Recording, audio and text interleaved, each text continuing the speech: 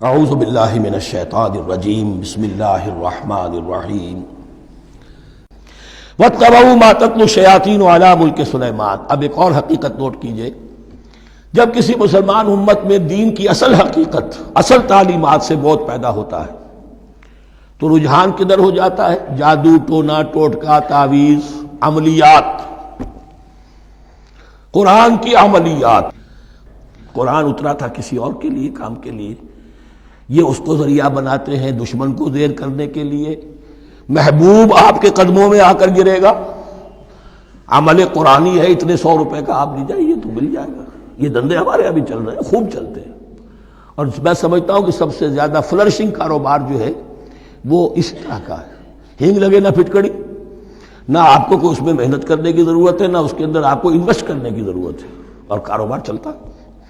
تو وہاں بھی کیا ہوا، واتبعوا، جب دین کی اصل حقیقت کو دور پھینک دیا، انہوں نے پیروی کی اس کی ما تتلو الشیاطین علی ملک سلیمان، جو شیاطین جن جو تھے، علی ملک سلیمان سے مراد ہے علی عہد ملک سلیمان، حضرت سلیمان کے زمانے میں، چونکہ اللہ تعالیٰ نے ان جنات کو حضرت سلیمان کے تابع کر دیا تھا، تو وہاں پر چونکہ ان کا اب جو ہے کوئی میل جول زیادہ تھا لوگوں کے ساتھ، تو وہ انہیں کچھ اس قسم کی چیزیں سکھاتے رہتے تھے، گویا کہ اندر سے تخریب کاری۔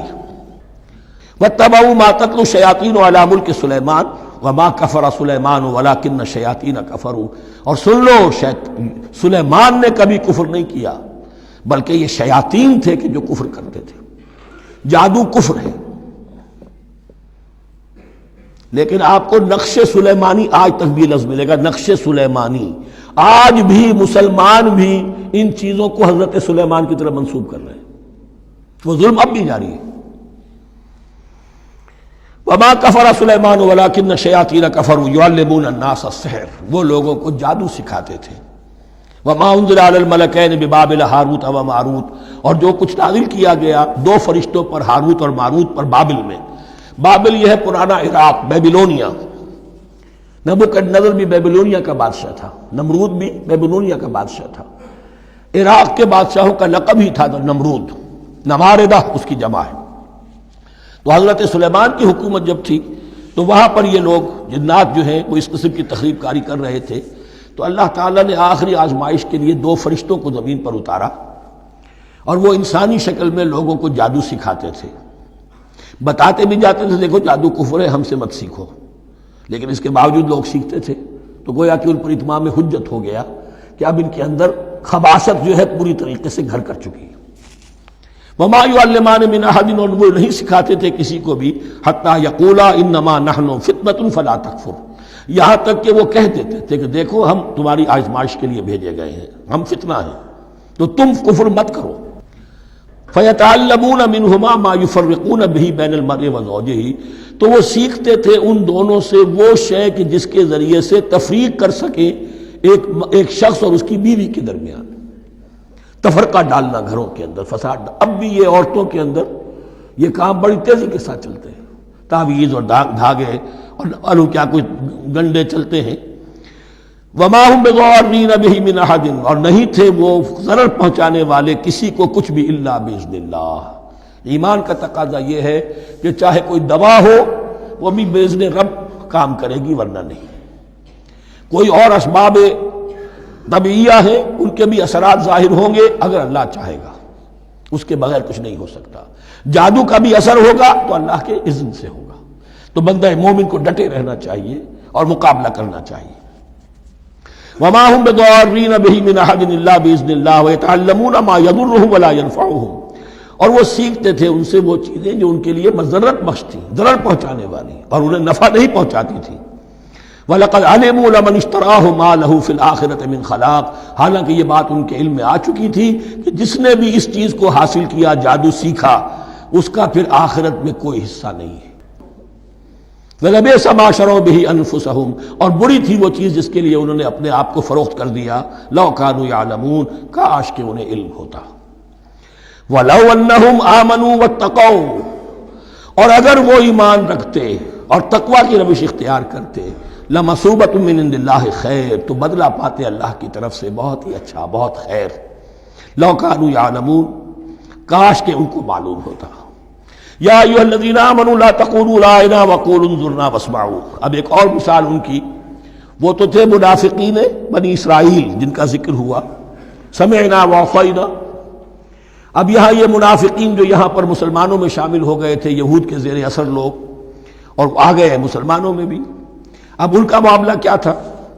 جب حضور صلی اللہ علیہ وسلم کی محفل میں بیٹھتے تھے تو جیسے ہوتا ہے، آپ نے کوئی بات فرمائی تو اگر فرض کیجئے کہ ادھر کے لوگوں نے نہیں سنی، بات سمجھ میں نہیں آئی، تو وہ ان سے درخواست کرتے تھے رعاینا، حضور ذرا ہماری رعایت کیجئے، بات کو دوبارہ دہرا دیجئے، ہماری سمجھ میں نہیں آیا۔ اب اس کا وہ کیا کرتے تھے یہودی، یا یہ ان کے یہودیوں کے زیر اثر منافقین، رعاینا، اے ہمارے چرواہے، گویا کہ دل میں خوش ہو رہے ہیں، خباثت نفس اس کو غذا مل رہی ہے، ہم نے تو رعاینا کہہ دیا۔ کسی نے اگر ٹوک دیا، بابا میں نے رعاینا کہا تھا، معلوم ہوتا ہے آپ کی سماعت میں کوئی خلل پیدا ہو چکا ہے، یہ انداز۔ تو مسلمانوں سے کہا جا رہا ہے، یہ واحد آیت ہے اس پورے سلسلے میں جس میں خطاب یا ایھا الذین آمنوا سے ہے، لیکن اصل میں روح سخن اب بھی بنی اسرائیل کی شرارت ہے۔ یا ایھا الذین آمنوا لا تقولوا رعاینا وقولوا انظرنا واسمعوا۔ دیکھو تم اس لفظ کو چھوڑ دو، اے اہل ایمان تم مت کہا کرو رعاینا، تم کہا کرو انظرنا، اے نبی ہماری طرف توجہ فرمائیے یا ہمیں مہلت دیجیے۔ نظر کے دونوں معنی ہیں، دیکھنا، ہمیں دیکھیے، اور انتظار بھی اسی سے بنا ہے، ذرا سی مہلت دیجیے۔ واسمعوا، اور دوسرے یہ کہ توجہ سے سنا کرو تاکہ دوبارہ پوچھنے کی ضرورت ہی پیش نہ آئے۔ وللکافرین عذاب علیم، اور ان کافروں کے لیے تو دردناک عذاب ہے۔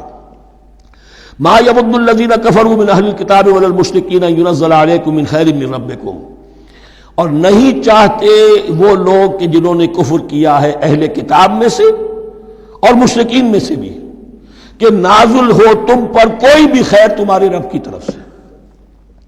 یہ اہل کتاب بھی اور مشرکین مکہ بھی یہ جل رہے ہیں حسد میں، حسد کی آگ میں، کہ یہ کلام پاک تمہیں کیوں دے دیا گیا، یہ آخری منصب نبوت کا جو ہے خاتم النبیین، یہ منصب جو ہے یہ انہیں کیوں مل گیا؟ وہ نہیں چاہتے کہ کوئی بھی خیر اللہ کی طرف سے تمہیں ملے۔ واللہ یختص برحمتہ من یشاء، حالانکہ یہ اللہ کا پریروگیٹو ہے، اللہ کا فیصلہ ہے، اللہ خاص کر لیتا ہے اپنی رحمت کے لیے جس کو چاہے، یہ اس کا فیصلہ ہے۔ واللہ ذو الفضل العظیم، اور اللہ تعالیٰ بڑے فضل والا ہے۔ ما ننسخ من آیت او ننسها نأت بخیر منها او مثلها، ہم نہیں منسوخ کرتے کسی بھی آیت کو یا اسے بھلواتے۔ ایک تو ہے ننسخ، منسوخ کر دینا، ایک ہے حافظے سے ہی کسی کے محو کر دینا۔ ما ننسخ من آیت او ننسها نأت بخیر منها، تو ہم اس کی جگہ پر اس سے بہتر لے آتے ہیں، او مثلها، یا ویسی ہی لے آتے ہیں۔ الم تعلم ان اللہ علی کل شیء قدیر، کیا تم یہ نہیں جانتے کہ اللہ تعالیٰ ہر چیز پر قدرت رکھتا ہے، اسے ہر شے کا اختیار ہے۔ الم تعلم ان اللہ لہ ملک السماوات والارض، کیا تم نہیں جانتے کہ اللہ کے لیے ہی اختیار مطلق ہے، بادشاہی ہے آسمانوں اور زمین کی۔ وما لکم من دون اللہ من ولی ولا نصیر، اور نہیں ہے تمہارے لیے اللہ کے سوا کوئی بھی نہ ولی اور نہ مددگار۔ صدق اللہ العظیم۔